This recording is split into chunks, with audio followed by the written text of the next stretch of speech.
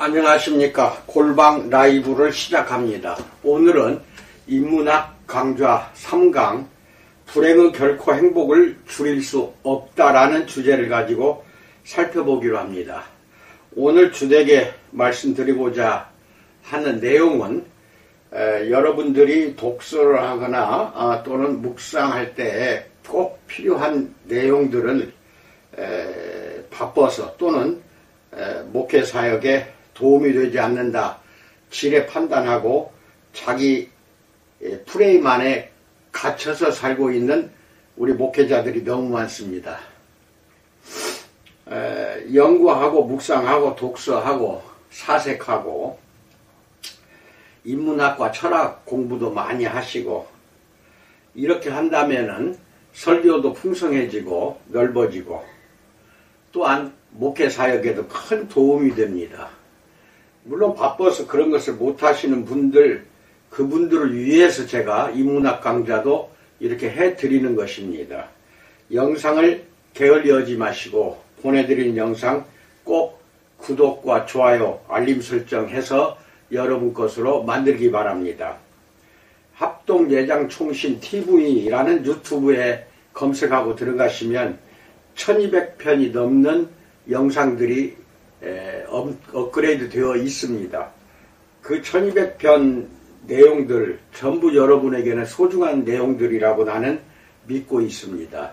여러분에게 조금의 도움이라도 드리고자 해서 시작하는 것이니까 어떠한 대가도 필요 없고 어떠한 보수나 또는 내 자신의 명성도 필요가 없습니다. 다만 듣는 이들이 어느 정도 도움이 되었으면 좋겠다 하는 우리 주님의 저에 대한 은혜를 주셨기 때문에 거기에 맞추어서 저는 움직일 뿐입니다.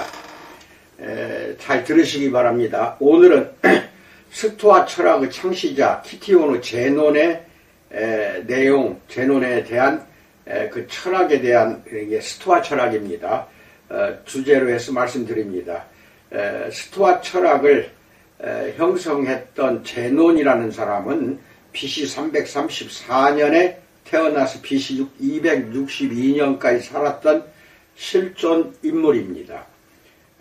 키프로스 섬의 키티온 출신 현자이며 스토아 철학의 창시자로서 원래 직업은 제논의 직업은 무역상입니다. 배가 난파되어 아테네에 그리스입니다. 아테네에 머무를 때 철학에 입문을 해서 여러 학파의 가르침을 받은 후 독자적인 철학을 창안했습니다. 이때 공회당의 채색 주랑을 스토아라고 했습니다. 주랑에 색을 칠한 것을 스토아라고 하는데 그 주랑 밑에서 제자들을 가르쳤기 때문에 스토아 철학이라는 이름이 탄생했습니다. 이성과 절제, 부동심을 강조했고 외부의 어떤 불행과 변화, 압력에 결코 휘둘리거나 빼앗기지 않는 내면의 행복을 강조했던 철학자였습니다. 스토아 철학의 시작은 순탄치 않았습니다. 기원전 4세기 후반 페니키아의 무역상 제논은 티리언 퍼플 염료가 가득한 배를 끌고 지중해를 항해했습니다. 티리언 퍼플은 바다달팽이의 체액에서 추출한 보라색 염료로서 만드는 데 많은 노동력이 필요해서 매우 비쌌습니다. 어떤 고대 역사가가 은만큼 귀중한 염료라고 불렀을 정도로 왕족과 귀족, 부자가 아끼는 염료였습니다. 제논의 가족은 이처럼 아주 비싼 물건을 거래하던 큰 무역상이었고 사업은 성황을 이루었습니다. 제논의 배가 난파된 이유는 아무도 모릅니다. 폭풍 후 해적, 인재, 이유는 중요하지 않습니다. 그는 배가 자초하는 바람에 화물을 몽땅 잃어버렸습니다. 그 당시에는 보험도 없어서 난파된 선박과 화물을 보상받을 길이 없었습니다. 막대한 재산을 한순간에 잃어버렸고 이것을 회복하는 것은 불가능했습니다. 하지만 제논은 대부분 절망했을 법한 불행한 일을 겪고도 오히려 이렇게 말합니다. 배는 난파했으나 항해는 성공적이었다라고 말합니다. 배가 난파했기에 아테네에 오랫동안 머물 수 있었고 마침내 스토아 학파를 창시할 수 있었기 때문입니다. 모든 창시자의 이야기가 그러하듯이 제논의 초기 생애가 어땠는지에 대해서는 다양한 버전의 이야기가 전해지고 있습니다. 난파 당시 이미 제논은 아테네에 머물고 있었으며 운명이여 나를 철학으로 내몰다니 참 고맙네 라고 말했다는 이야기도 있습니다. 고향 키프로스 섬을 무너뜨린 알렉산더 대왕의 사망 이후 제국의 계승권을 놓고 후계자들은 디아도코이 전쟁, 즉 후계자 전쟁이라고 불리는 내전을 벌였습니다. 어쩌면 이 전쟁에 휘말리지 않도록 그의 부모가 일찌감치 제논을 아테네로 보냈을지도 모릅니다. 고대 기록에 따르면 제논이 아테네에 도착했을 때 보유한 부동산과 선박을 지금 가치로 따지면 수백만 달러 상당이었다고 합니다. 다른 설에 따르면 기원전 312년 그가 22의 나이로 아테네에 도착했을 때 고향은 이미 침략을 받아 지도자가 살해되고 마을이 함락되었다고도 합니다. 첫 번째, 불행에 대처하기 위해 탄생한 기술에 대해서 알아봅니다. 스토아 철학이 예상치 못한 재앙으로부터 벗어나는 회복 탄력성을 기르고 고통과 불행에 휘둘리지 않는 태도를 기르기 위해서 탄생했다는 설이 있습니다. 일리가 있습니다. 난파 사고로 가족이나 친구를 잃었을지도 모르고 설령 쫄딱 망하지 않았을지라도 그런 사고는 한 사람의 인생을 흔들어 놓기 때문입니다. 제논에게는 다양한 선택지가 있었습니다. 육지 무역상이 되어 다시 평범한 삶을 살 수도 있었고 좌절한 채 술독에 빠져 살 수도 있었습니다. 하지만 제논은 위기를 기회로 삼아 새로운 삶의 방식을 쫓기로 했습니다. 제논은 적응력이 뛰어나야 살아남을 수 있던 시대에 살았습니다. 어린 시절 세상은 혼돈으로 뒤덮여 있었습니다. 그가 한 살이던 해인 기원전 333년 알렉산더 대왕은 그리스 키프로스 섬의 키티온 왕국을 페르시아로부터 독립시킵니다. 200년간 이어진 페르시아의 통치에서 해방된 키티온은 소위 흔들리는 체스판 위의 말 같은 존재가 됐으며 여러 제국의 지배를 거칩니다. 제논의 아버지 무나세아스는 해상무역상으로 가업인 무역사업을 이어가며 혼란의 시대를 헤쳐갈 수밖에 없었습니다. 무나세아스는 키프로스 섬에서 레바논 남부의 시돈으로 그보다 더 남쪽에 있는 티레로 다시 아테네 외곽 항구도시 피레우스로 뇌물을 주고 도망치면서 위협을 피했습니다. 한편 자애로운 아버지였던 그는 자식에게 소크라테스에 관한 책을 선물하기도 했습니다. 제논이 아버지를 따라 해상 무역상이 되고 페니키아 염료를 팔며 모험과 부를 쫓은 것은 어찌 보면 당연한 결과였을 것입니다. 젊은 시절 제논은 키가 크고 마른 체형에 어두운 피부색을 지녀서 이집트 넝쿨이라는 별명으로 불렸지만 불과 몇 년 후에는 훨씬 허름하고 허약한 모습으로 묘사됩니다. 육지의 삶에 적응하고 나이가 들면서 그는 점점 수줍음 많은 괴짜로 변했습니다. 아테네에 정착했을 때 제논의 삶은 여러 방면에서 불확실했습니다. 하지만 아테네는 기회의 땅이기도 했습니다. 번화한 상업도시로서 2만 1000명의 인구 중 절반이 외국인이었고 노예는 수십만 명에 달했습니다. 시민 대부분이 상업에 종사했으며 좋은 교육을 받은 성공한 엘리트들은 이론을 탐구하고 민주적 토론을 통해 도시를 이끌어 나갔습니다. 이방인 제논이 깨우침을 얻을 수 있는 모든 조건을 갖춘 비옥한 지식의 땅이었습니다. 장사를 쉬는 어느 날 제논은 읽을 책을 찾으러 서점을 방문합니다. 마침 낭독회가 열리고 있었습니다.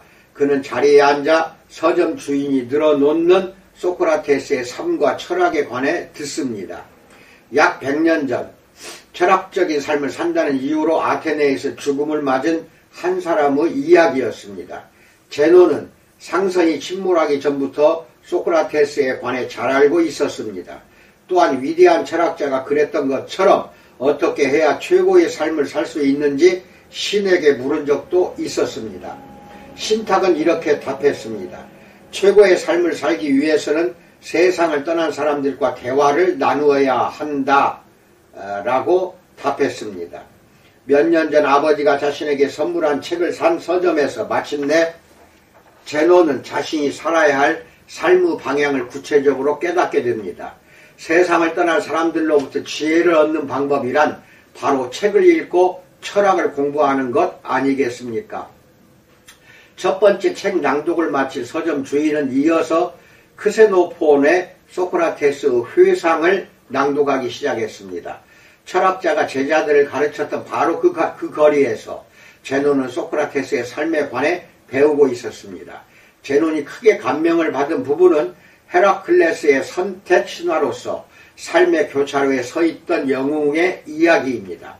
헤라클레스는 선을 대표하는 여자와 악을 대표하는 여자 중 한 명을 선택해야 했습니다. 둘은 각각 열심히 일하는 삶과 게으름뱅이의 삶을 나타냅니다. 먼저 선을 대표하는 여자가 이렇게 말했습니다. 마음이 몸을 지배할 수 있도록 고통과 땀으로 단련해야 합니다. 라고 말합니다. 하지만 악을 대표하는 여자는 아주 다른 이야기로 헤라클레스를 유혹했습니다. 잠깐만요. 그러면 즐거움을 얻기까지 너무 고되고 힘들지 않나요? 쉬운 길로 가죠. 라고 유혹합니다. 서점에서 이야기를 듣던 사람들의 의견이 갈렸습니다. 제논도 고민하다가 고되지만 선한 길을 택했습니다. 그리고 서점 주인에게 자신의 삶을 바꿔놓을 중요한 질문을 던집니다. 소크라테스 같은 스승은 어디서 찾을 수 있습니까? 크세노폰이 소크라테스에게 가르침을 받았듯이 저를 가르쳐줄 철학자가 필요합니다. 선택의 갈림길에서 저를 인도해줄 사람은 어디서 찾을 수 있습니까? 라고 질문합니다. 배가 난파된 사건이 불행이라면 우연히 그 서점에 들어간 것은 그야말로 행운이었습니다.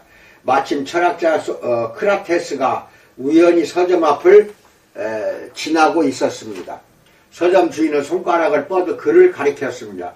저 사람을 따라가시오 라고 말합니다. 운명이라고 부를 만한 만남이었습니다. 상선이 침몰하는 불행을 겪었기에 제논은 진정한 스승을 만날 수 있었습니다.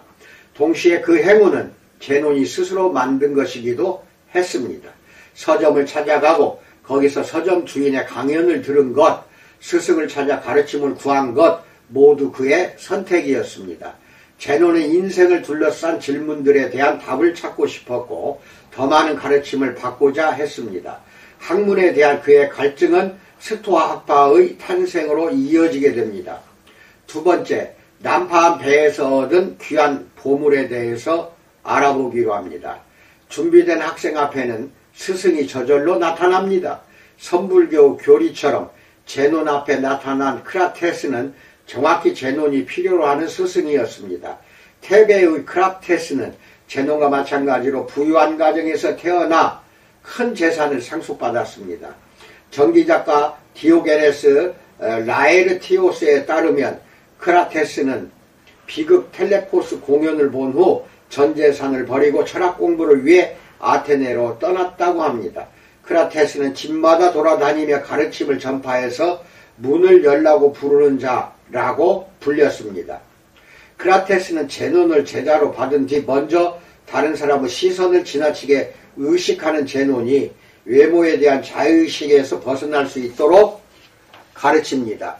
당시 몹시 가난한 사람들만 먹는 음식인 렌틸 콩 수프 단지를 들고 도시 전체를 돌게 했는데 그 일에 굴욕을 느낀 제논은 사람들의 눈을 피해 뒷골목으로 다녔습니다. 그런 제자의 뒤를 몰래 쫓던 크라테스는 지팡이로 수프 단지를 내리쳤습니다. 수프가 온몸에 튀었고 제논은 부끄러움에 떨며 도망쳤습니다. 크라테스는 껄껄 웃으며 제자를 꾸짖었습니다. 왜 도망치는 것이냐? 나의 어린 페니키아이나 전혀 곤란한 일도 아니거늘 이라고 말합니다. 타인의 시선에 불안을 느끼거나 자신의 능력을 의심하는 사람, 인생 초기에 잘못을 저지른 사람도 노력 여하에 따라 얼마든지 위대한 사람이 될 수 있습니다. 크라테스는 제논이 변화할 수 있도록 용기를 북돋아주는 멘토의 역할을 했습니다. 그런 스승의 도움을 받아 제논은 사람들의 시선을 더는 신경 쓰지 않고 철학에만 매진하게 됩니다. 제논은 무역업을 그만둔 후 자기 삶의 방식을 쇄신합니다.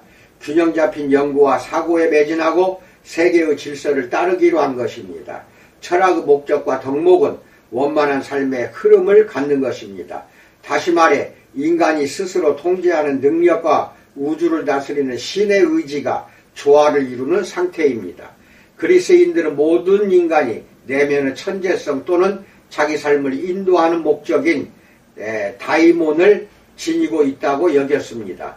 그런 개인적 본성과 보편적 본성이 일치될 때 삶은 행복해집니다. 개인적 본성과 보편적 본성의 조화를 이루기 위해 제논은 단순한 삶을 살았습니다. 세상을 뜨기 몇 해 전의 모습은 스토아 학파의 경쟁자였던 에피쿠로스 학파의 삶과 크게 다르지 않았습니다. 제논의 식단은 빵과 물, 빵과 꿀, 그리고 가끔 마시는 포도주가 전부였습니다. 룸메이트와 함께 살았고 하인은 거의 고용하지 않았습니다. 아플 때도 몸에 좋은 음식을 챙겨 먹기를 거부하고 기존의 식단을 고수했습니다. 어떤 스토아 철학자는 나중에 제논의 태도를 두고 이렇게 평했습니다. 한때 맛있는 요리를 먹었던 사람은 항상 맛있는 음식만 먹으려 한다. 술과 음식의 즐거움을 알면 계속해서 더 많이 먹고 더 많이 마시고 싶은 욕구가 생기기 마련이다 라고 평했습니다. 제논은 최대한 단순하게 살기 위해 사교 모임을 피하고 소수의 친구하고만 아주 가깝게 지냈습니다. 마케도니아의 안티고노스 왕이 초대한 향연 도중에 몰래 빠져나간 일은 몹시 유명합니다. 왕이 궁정으로 초대했을 때도 퇴짜를 놓았습니다. 제논은 대화할 때 불필요한 수사 없이 거두절미하고 본론으로 들어가는 것을 선호했습니다. 종종 유쾌하고 재치 있는 말투로 낯선 사람에게 돈을 달라고 부탁하곤 했는데 이로써 다른 사람이 자신에게 같은 요청을 하는 것을 방지했습니다. 그의 생애만 보더라도 어린 시절 부를 누리고 편안하게 살며 성인이 된 후 무조건 방탕해지거나 소박한 삶에 만족하지 못하게 된다는 말은 근거가 없습니다. 배가 난파해 가진 걸 대부분 잃어버린 사건은 오히려 더욱 귀한 삶의 보물을 얻게 해 주었습니다. 돈은 그의 재산 중에서 가장 가치 있는 것이 아니었습니다. 아테네의 철학자 제논보다 검소하다라는 속담이 있을 정도로 한때 거부였던 제논은 검소하고 절제하는 사람의 대명사가 됩니다. 세 번째, 위대한 철학의 탄생에 대해서 알아봅니다. 크라테스와 메가라의 철학자 스틸포 밑에서 공부를 마친 후 제논은 아고라에서 철학을 가르치기 시작했습니다. 즐비한 가게들 사이에서 물건의 진정한 가치에 대해 토론했고 격동하는 세계의 흐름 속에서 내면의 평화를 찾는 삶의 철학을 제시했습니다. 디오게네스는 삶을 사색적인 삶과 행동하는 삶 그리고 합리적인 삶의 세 단계로 나누었는데 궁극적으로 스토아 학파는 합리적인 삶을 추구합니다. 사색과 행동이라는 본성을 따르다 보면 우리 삶은 자연스레 합리적인 방향으로 발현되기 때문입니다. 제논은 똑똑하고 재치 있는 스승이었습니다. 어느 날 제논은 한 남자의 저녁 식사에 초대받았습니다. 그 남자는 평소에 음식을 너무 허겁지겁 먹어서 손님 몫의 음식도 안 남기기로 유명했습니다. 그와의 식사 자리에서 제논은 혼자서 생선을 다 해치울 것처럼 접시를 들어 개걸스럽게 먹기 시작했습니다. 그 남자가 놀란 듯 쳐다보자 제논은 이렇게 답했습니다. 당신은 하루도 내 식탐을 견디지 못하는데 다른 사람들 마음은 오죽하겠습니까? 라고 답했습니다. 어린 제자가 너무 많은 사람의 마음을 사로잡으면 제논은 그의 머리카락을 깎게 해서 사람들의 시선에서 벗어나게끔 했습니다. 한 번은 로도스 섬에서 인물이 훤칠하고 지갑도 두둑한 귀족 소년이 제논의 가르침을 받으러 온 적이 있었습니다. 마치 젊은 시절 제논의 모습을 보는 것 같았습니다. 스승은 옷이 더러워질 줄 알면서도 먼지로 뒤덮인 벤치에 앉게 하고 구걸하는 사람의 어깨를 주무르게 시켰습니다. 크라테스가 제논에게 렌틸콩 수프를 들려서 도시로 보낸 것과 같은 뜻이었습니다. 하지만 굴욕을 견뎌내고 가르침을 받은 제논과 달리 소녀는 아테네를 떠나버립니다. 제논은 배움을 가로막는 가장 큰 장애물이 자만심이라고 여겼습니다. 제논은 아고라 북동쪽의 스토와 포이킬레, 즉 채색 주랑, 벽 없이 기둥만 줄지어 나란히 서 있는 복도로서 현관에서 제자들과 토론했습니다. 기원전 5세기에 세워진 이 유적은 무려 2500년이 지난 지금까지도 터가 남아 있습니다. 제논의 추종자들은 제논이안이라고 불리기도 했지만 그는 끝내 철학학파에 자신의 이름을 붙이지 않았습니다. 궁극적으로 자신이 추구한 지혜의 보편성과 겸손함을 보여준 것입니다. 결국 제논의 제자들이 자신이 가르침을 받던 근거지이자 정신적인 고향을 학파 이름으로 선택했습니다. 고대 스토아 철학자의 면모와 딱 들어맞는 일이었습니다. 주랑은 종탑이나 무대도 아니고 창문이 없는 강의실도 아닙니다. 언제 어디서나 사람들이 쉽게 모일 수 있는 구조를 지녔기에 생각과 성찰을 위한 장소이자 우정과 토론을 나누는 장소로서는 손색이 없었습니다. 제논은 제자들이 강의에 귀를 기울이고 뛰어난 통찰력을 발휘하기를 원했습니다. 게으름을 피우거나 자존심만 앞세우는 학생은 참지 못해서 집으로 돌려보냈습니다. 오직 배울 준비가 되어 있고 의지를 갖춘 사람들만 제논의 주랑에서 깨우침을 얻을 수 있었습니다. 아쉽게도 지금까지 전해지는 제논의 저서는 단 한 편도 없습니다. 그의 대표작이자 플라톤의 저작과 동명의 책인 국가조차 전하지 않습니다. 남아있는 건 그의 책을 읽은 사람이 쓴 요약본 뿐입니다. 거기에 따르면 초기 스토아학파 철학은 놀랍도록 유토피아적입니다. 공동체와 정당은 하나입니다. 공동의 밥과 목초지에서 나는 음식을 함께 먹고 공유하는 무리처럼 우리는 모두 서민의 삶을 살고 일반적인 질서를 따라야 합니다. 라고 말합니다.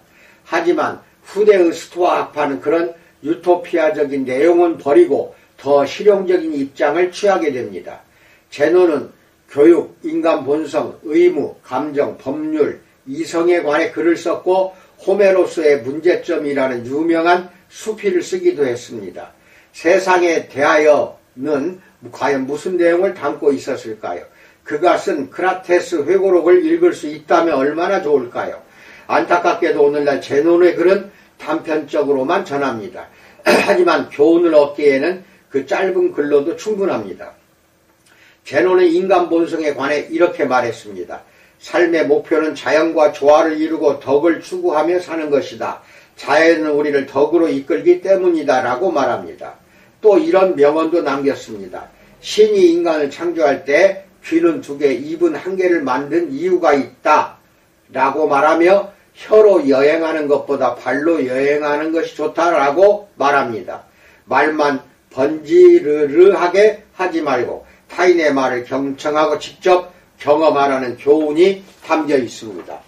네 번째, 지혜를 사랑하고 삶을 사랑하라에 대해서 알아봅니다.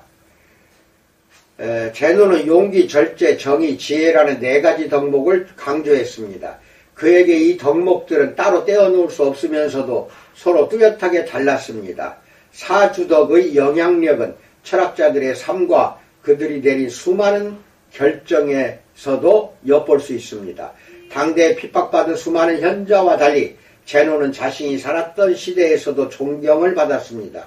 대중에게 무시와 박해를 받지도 않았고 철학을 가르친다고 화를 내는 왕도 없었습니다. 그는 살아생전 아테네의 성벽을 열 수 있는 열쇠와 황금관을 받았으며 동상까지 세워졌습니다. 제논은 시민들에게 존경을 받았고 그 역시 아테네를 사랑했습니다. 하지만 마음속에는 항상 떠나온 고향을 간직하고 있었습니다. 그가 어느 유명 목욕탕을 복원하는 사업에 거액을 기부하면서 복원된 건물에 키티오르 목욕탕이라고 새겨달라고 요청했다는 일화도 있습니다. 그는 아테네에 깊은 애정을 가졌지만 결코 자신의 뿌리를 잊지 않았습니다. 그는 평생 단 한 가지를 가르쳤습니다. 바로 진리였습니다. 그는 손가락을 길게 뻗으며 손가락 사이의 공간을 넓고 광범위한 인식에 비유했습니다. 이게 인식이라면, 그리고 손가락 간의 간격을 조금씩 좁혀가면서 이렇게 말했습니다. 이건 동의입니다. 또한 한 손에 주먹을 쥐며 이것이 이해력이라면 이라고 한 뒤 다른 한 손으로 그 주먹을 감싸며 말했습니다. 이것이 지식입니다. 그는 오직 지혜로운 자만이 그 모두를 가질 수 있다고 여겼던 것입니다. 앞서 말한 신탁처럼 그는 크라테스나 스틸포, 그리고 그들보다 앞서 세상을 떠난 소크라테스 등 여러 스승과의 대화를 통해 지혜를 얻었습니다. 아고라에서 제자들과 함께 진리를 탐구했고 사색하기 위해 오랫동안 산책했으며 치열한 토론을 통해 진리를 시험했습니다. 그렇게 얻은 지혜는 그 어떤 고통과 불행에도 흔들리지 않았으며 내면의 행복을 굳게 지키도록 해주었습니다. 지혜를 향한 제논의 여정은 배가 난파됐을 때부터 죽음을 맞이할 때까지 대략 50년간 지속됐습니다. 철학을 시작한 계기는 난파 사건이었지만 그 단발적인 사건에서 갑자기 지혜를 얻은 것이 아닙니다. 제논은 지혜를 얻기 위해 평생 끊임없이 노력했습니다. 그는 자신의 삶을 돌아보며 이렇게 말했습니다. 사소한 행위에서도 행복감을 느낄 수 있지만 진정한 행복은 쉽게 얻어지지 않는다 라고 말합니다. 많은 철학자의 죽음과 마찬가지로 제논의 죽음에 관해 남겨진 기록은 그대로 믿기 어렵지만 여기서도 그는 우리에게 교훈을 남깁니다. 그의 나이 72살 때 주랑을 떠나던 와중에 손가락이 부러지는 사건이 발생합니다. 말로 할 수 없는 고통을 느낀 제논은 그 일이 자신이 살 만큼 살았다는 신호라고 생각했습니다. 그는 바닥을 주먹으로 치며 자신보다 한 세기 앞서 살았던 시인 티모데우스의 명언을 읊조립니다. 내 발로 이 세상에 왔는데 어찌 나를 부르느냐라고 말합니다. 제논은 스스로 숨을 참으며 생을 마감했습니다. 이상입니다. 예수님 탄생 200년에서 300년 전에 살았던 철학자가 제논입니다. 우리가 구약성경의 지혜서라고 하면 욥기, 잠언, 전도서를 말합니다. 거기에는 숱한 하나님의 그 지혜, 우리에게 주시는 지혜가 넘쳐 흐릅니다. 신학이라는 학문은 처음에 신학을 대학교에서 가르칠 때 이 철학이나 인문학은 그 시녀에 불과했습니다. 하위 단계였습니다. 이 뜻은 뭐냐? 인문학이나 철학을 전공한 사람이 신학을 공부하는 것이 좋다는 뜻입니다. 철학은 인간이 할 수 있는 최고의 지혜를 추구하는 학문입니다. 여기에서 우리가 깨달아야 할 것은 반드시 있다고 봅니다. 그래서 이렇게 인문학 강좌를 여러분들에게 해드리는 것이니 잘 기억하시고, 특히 제논이 말하는 이 스토아 학파는 우리 신학의 역사 학문을 가르칠 때 필히 나오는 학파가 스토아 학파입니다. 잘 기억해 두시기 바랍니다. 이상입니다. 감사합니다.